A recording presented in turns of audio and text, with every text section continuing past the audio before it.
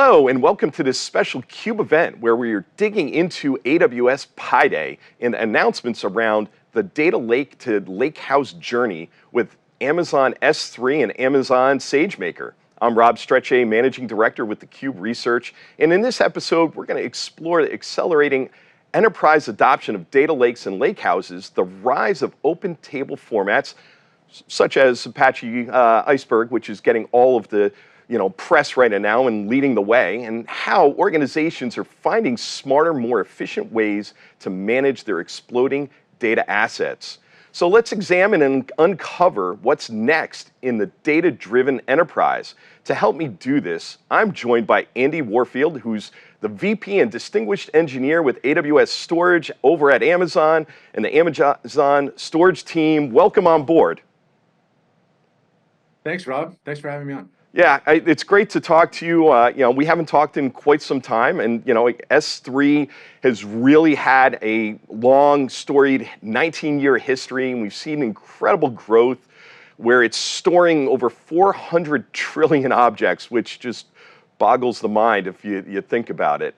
Can you help us understand and share how customer data volumes need to evolve and what trends you're seeing regarding organizations with petabyte data and exabyte scale storage requirements, which is just also mind-boggling?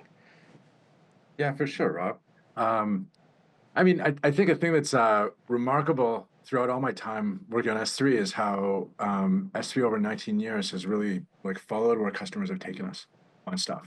And we've always kind of like built forward to the directions that we get pulled, and customers are always pulling us into surprising and interesting areas. And so with the announcements that you saw at reInvent at the end of last year and that you're seeing today with Pi Day, you're really seeing this kind of fascinating shift, I think, in S3 toward supporting not just traditional objects, but also through the launch of S3 tables and S3 metadata to supporting structured data on top of S3, deeply integrating with analytics tooling, and building a set of functionality around understanding the data that's stored in S3. Yeah, no, I think so. And I think, again, breaking it down even further, because we get a lot of data nerds who get on, and I kind of fall into that category myself. Parquet has really been, the dominant format for storing tabular data in S3. I mean, again, it's really been where people have been at. It's open with the Apache Foundation supporting it.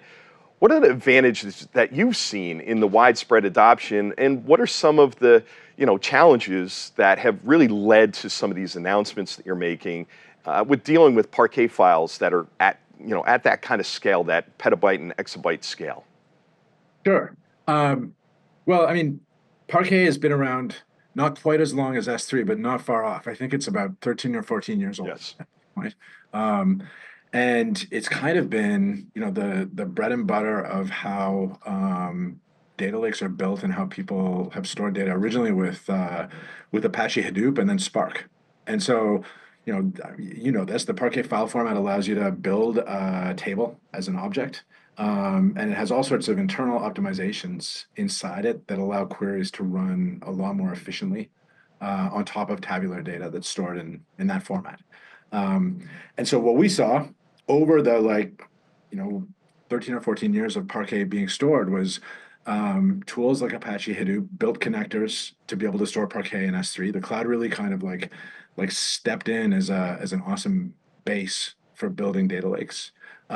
We saw the width of throughput that S3 could offer being a real accelerator for building huge analytics jobs where you have literally thousands, tens of thousands of compute nodes in some cases accessing data in Parquet and S3.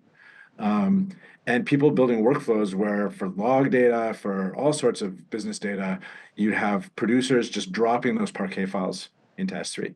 And so there was this point where what we were seeing with Parquet was a really attractive end-to-end sort of analytics space and storage, but people were starting to get a little bit not frustrated, but maybe desiring of a richer set of storage functionality for that data.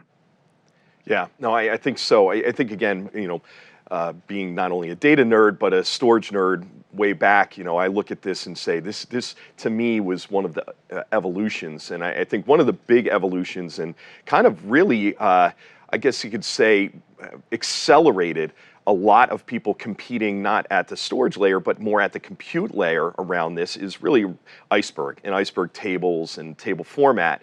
How does that really, play into this now, and what you guys are doing and what you've seen and how that's transformed S3 as well?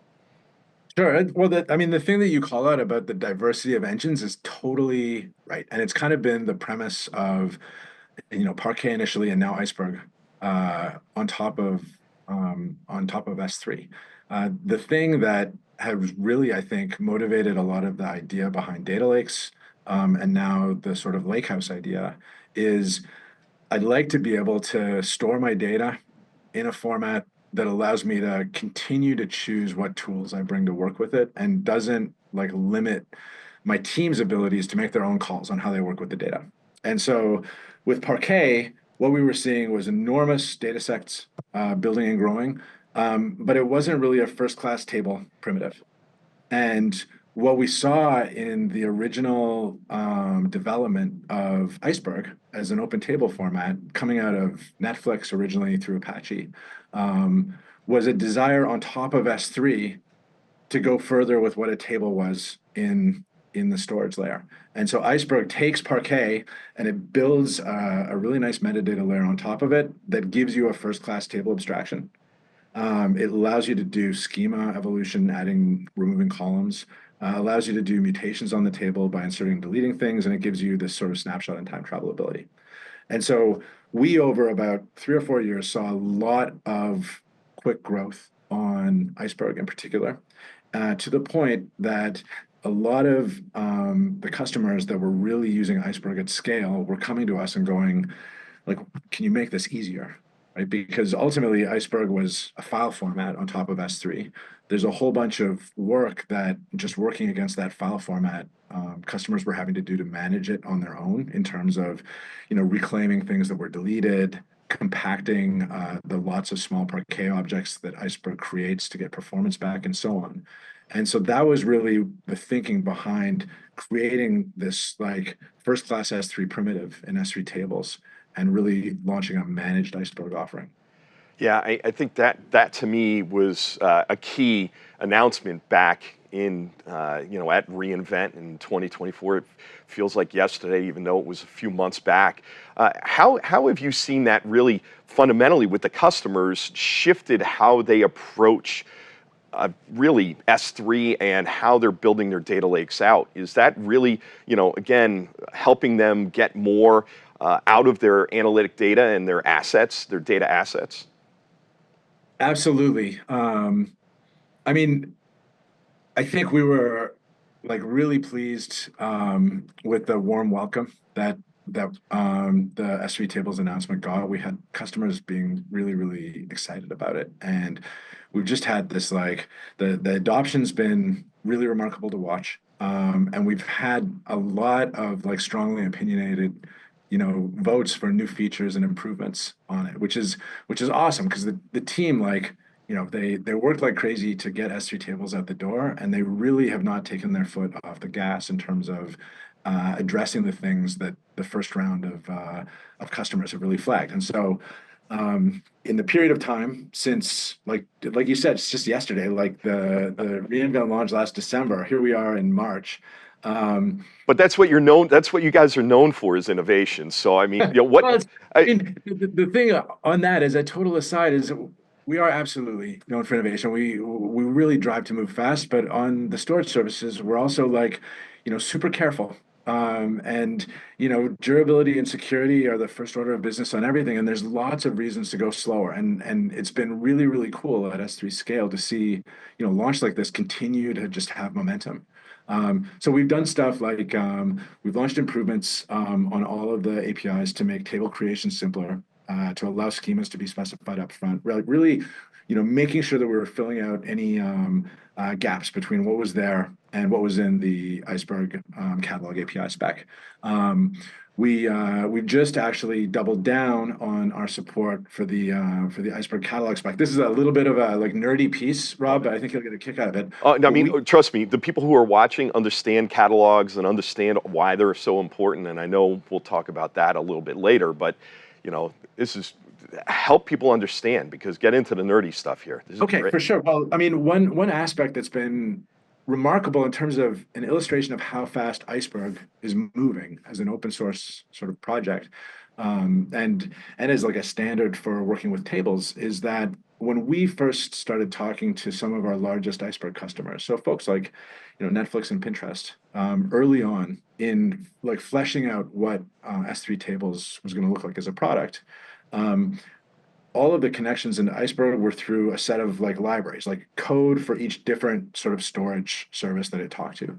And so there was like a connector for Glue, there was a connector for like Hadoop-based storage, right, and so on. And you had to go in and like make sure you had the most recent version of Iceberg to use those connectors. And features meant like redeploying and stuff like that. And so the Iceberg folks had a proposal to build a REST API on top of it, this Iceberg REST catalog API. It's not exactly a technical catalog in the traditional sense. It's more like a data path thing. It's much lower down Yep. the data path there. But at the time that we started working on it, it was such an early bit of a proposal inside the Iceberg community that the customers we were working with discouraged us from implementing that because they weren't sure where it was going to land and they weren't sure if it was even going to be ratified all the way through. And so, we charged at building an S3 connector. And by the time that we launched, which was like, I don't know, maybe like certainly less than a year after those initial guiding conversations, the IRC sort of protocol was established enough that we'd wish that we'd implemented it for launch.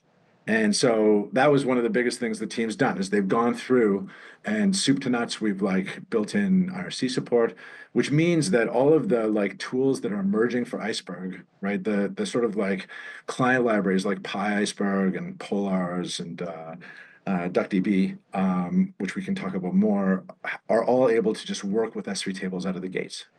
Yeah, I think that to me that has to be one of the most exciting things for the customers is that really, the major benefits of S3 tables, delivering to customers, is helping them like evolve how they look at their data lakes. Is that really what you're seeing out of the customers? Because you guys work backwards and like you said. Absolutely. And when we work backwards on this thing, one thing that I think is super important to call out in terms of how the S3 team thinks about it, and then how all of like AWS is really working with Iceberg and S3 tables, is from a storage perspective, Iceberg kind of evolved for analytics, right? It emerged for these integrations with tools like Spark. And so it's like heavily shaped by database engines, which is an important critical aspect of why these tables exist. However, when you build it as a storage primitive, right, when we build it alongside objects in S3, customers actually want a primitive that's as easy and universal to use as objects themselves, right? So they definitely want to do analytics, but they also want this table to be a data type that they can program to, that they can like build as storage for their apps, that they can fit logs into, and that there's like a really end-to-end story from like application and data production all the way through to doing rich analytics. And so, as an example, we've been working with DuckDB, right, which is a client-based engine's really, really popular as a way of connecting all sorts of, database and data handling applications and data. And Duck didn't have support that was all the way there for Iceberg, but we know that customers love using Duck as a connector for tables. And so we sponsored the Duck open source team, and we've been developing really closely with them. And today, Duck is launching read path support as part of a set of incremental steps towards really supporting Iceberg as a super easy to use sort of backend for storage under Duck's engine. That's awesome. And I think also what we've been hearing is, that there's some integration that really happened with SageMaker and SageMaker Lakehouse. And that combination seems to be really looking to aim and solve some of the data management challenges that, those data scientists and analytics and data teams have been facing with getting at the right data and understanding where the data lives and how to get at it. What are some of those integrations like, and why S3 tables and SageMaker Lakehouse make a lot of sense together? Well, Rob, this is kind of one of the most exciting bits of I think what we're doing right now, and we're still early and we're still learning a ton in this direction. But I think a thing that I've seen as a really big change in how all of our data and analytics teams have been approaching things over the past year is just like I mentioned for S3 tables. We're really trying to create this like very, very simple first class experience with working with tables. When we stepped back and looked at the analytics stack in AWS, what we found was we had all of these individually great products, right? Athena and Redshift, Blue Data Catalog and Lake Formation, all these things were like individually very, very effective. But the user experience was kind of like going store to store to these different things, right? Product to product and working across them. And what we really heard from customers was they wanted a much more like developer friendly, right? Analytics centered experience on working for all these things. And so rather than continuing to press on these individual things as ends to themselves, today we're GAing, launching SageMaker Unified Studio. And what Studio does is it ties together all of these things into a single developer experience, and that experience is it's a very like consumer developer experience. It's not inside the AWS console. It has its own console that you can log into directly with user credentials. It shifts to have this really, really cool primitive, which is like the Studio project primitive, where you can create a project and you bring data assets into the project. You can do analytics development in SQL, with Q doing like natural language to SQL query generation. You can use the entire set of SageMaker development tools in terms of integrating with like a lot of the AI facilities that have been built in there, like guardrails and so on. And just in one sort of UI, you have this ability to work across all of these individual products and also work across other developers in your org. Yeah, it would seem like this brings together a lot of the different assets into SageMaker Lakehouse with, S3 data lakes, the new S3 tables, Redshift, managed storage, or other third-party stuff like you brought up with Duck and things like that. It would seem like this is really a key to helping simplify the experience, like you said, with Unified, of driving that forward and making it so that people can find their data and bring it together. Absolutely. And so what you see is tables being able to automatically register in the lakehouse and show up in there. And you just see, really deep focus on like developer workflows around like managing how data is shared, managing how it's governed, but ultimately getting as fast as possible between the path of data being generated and being able to ask questions and be curious and build applications on top of it. It would seem that this is also bringing kind of storage and analytics closer together. What's kind of your thought on how people have been managing it and how this simplifies that going forward? I think you're totally right on that, both in terms of like how our teams talk to each other, but also with S3 tables, how our teams talk to partners around federation and integration of data. I think you're just seeing like this really cool, I don't know what to call it, like a de-stratification of the stack. And then I'm seeing analytics folks deeply looking at how Iceberg is built and object level performance characteristics of it to like make sure queries run super fast. That's both internally and with all of the partners that build engines on top of S3. And similarly, the storage teams, I think, have learned more about engines and about these like structured data workflows in the past 12 months than ever before. It's just really, really interesting to see everybody working together in terms of integrating all these things. I love that. So, closing thought, what's kind of your vision for how S3 tables, SageMaker Lakehouse come together and really support organizations' journey as they're really, focusing on being data-driven, particularly balancing performance with cost, efficiency, and you brought up the whole governance thing as well, which is very critical to organizations. Hey, it's a great question, but I'm not going to take the bait on it. In that, I kind of feel like on this one, like we got where we are on this integration and on both the tables launch and the studio launch by really just listening to where our customers were pulling us. And so I don't know that there's like a big grandiose vision that we have at this point. I think it's very much around just continuing to listen.